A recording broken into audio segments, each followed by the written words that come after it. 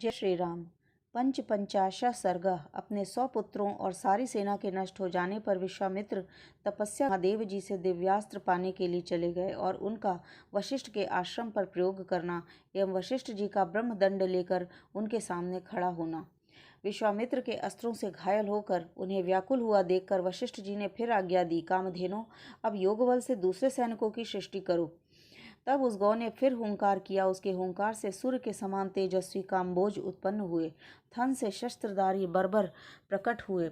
योनि देश से यवन और शुक्र देश से शिक्र, गोबर के स्थान से शक उत्पन्न हुए। रोमकूपों से मलेच्छ, हारीत और कीरात प्रकट हुए।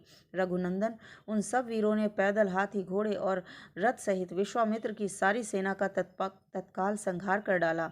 महात्मा वशिष्ठ द्वारा अपनी सेना का संहार हुआ देखकर विश्वामित्र 100 पुत्र अत्यंत क्रोध में भर गए और नाना प्रकार के अस्त्र शस्त्र लेकर जप करने वालों में श्रेष्ठ वशिष्ठ मुनि पर टूट पड़े।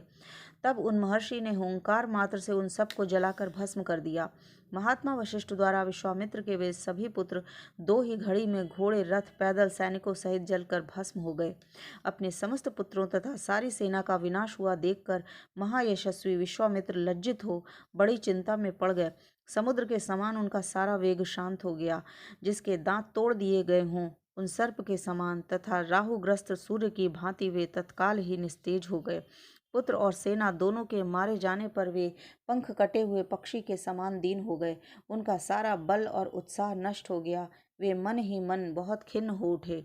उनके एक ही पुत्र बचा था, उसको उन्होंने राजा के पद पर अभिषिक्त करके राज्य की रक्षा के लिए नियुक्त कर दिया और क्षत्रिय धर्म के अनुसार पृथ्वी के पालन की आज्ञा देकर वे वन में चले गए। हिमालय के पार्श्व गर्भ में जो किन्नरों और नागों से सेवित प्रदेश है, वहां जाकर महादेव जी की प्रसन्नता के लिए महान तपस्या का आश्रय लेकर वे तप में संलग्न हो गए। कुछ काल के पश्चात वरदायक देवेश्वर भगवान वृषभध्वज शिव ने महामुनि विश्वामित्र को दर्शन दिया और कहा, राजन, किस लिए तप करते हो? बताओ, क्या चाहते हो? मैं तुम्हें वर देने के लिए आया हूँ। तुम्हें जो वर पाना अभीष्ट हो उसे कहो। महादेव जी के ऐसा कहने पर महातपस्वी विश्वामित्र ने उन्हें प्रणाम करके इस प्रकार कहा, निष्पाप महादेव, यदि आप संतुष्ट हों तो अंग, उपांग, उपनिषद और रहस्यों सहित धनुर्वेद मुझे प्रदान कीजिए। अनघ देवताओं, दानवों, महर्षियों, गंधर्वों, यक्षों तथा राक्षसों के पास जो जो अस्त्र हों वो सब आपकी कृपा से मेरे हृदय में स्फुरित हो जाएं। हे देव, यही मेरा मनोरथ है जो मुझे प्राप्त होना चाहिए। एवं अस्तु कहकर देवेश्वर भगवान शंकर वहां से चले गए। देवेश्वर महादेव से वे अस्त्र पाकर महाबली विश्वामित्र को बड़ा घमंड हो गया। वे अभिमान में भर गए। जैसे पूर्णिमा को समुद्र बढ़ने लगता है, उसी प्रकार वे पराक्रम द्वारा आने पर अपने को बहुत बढ़ा चढ़ा मानने लगे। श्री राम, उन्होंने मुनि श्रेष्ठ वशिष्ठ को उस समय मरा हुआ ही समझा। फिर तो वे पृथ्वीपति विश्वामित्र वशिष्ठ के आश्रम पर जाकर भांति भांति के अस्त्रों का प्रयोग करने लगे, जिसके तेज से वह सारा तपोवन दग्ध होने लगा।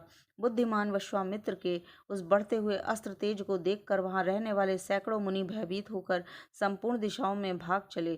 वशिष्ठ जी के जो शिष्य थे वो वहां के पशु और पक्षी थे, वे सहस्त्रों प्राणी भयभीत होकर नाना दिशाओं की ओर भाग गए।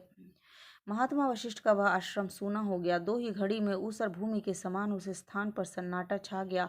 वशिष्ठ जी बार बार कहने लगे, डरो मत, मैं अभी इस गाधी पुत्र को नष्ट किए देता हूँ, ठीक उसी तरह जैसे सूर्य को हास्य को मिटा देता है। जपने वालों में श्रेष्ठ महातेजस्वी वशिष्ठ ऐसा कहकर उस समय विश्वामित्र से रोषपूर्वक बोले, अरे तूने चिरकाल से पाले पोसे तथा हरे भरे किए हुए इस आश्रम को नष्ट कर दिया, उजाड़ डाला, इसलिए तू दुराचारी और विवेक शून्य है और इस पाप के कारण तू कुशल से कभी नहीं रह सकता।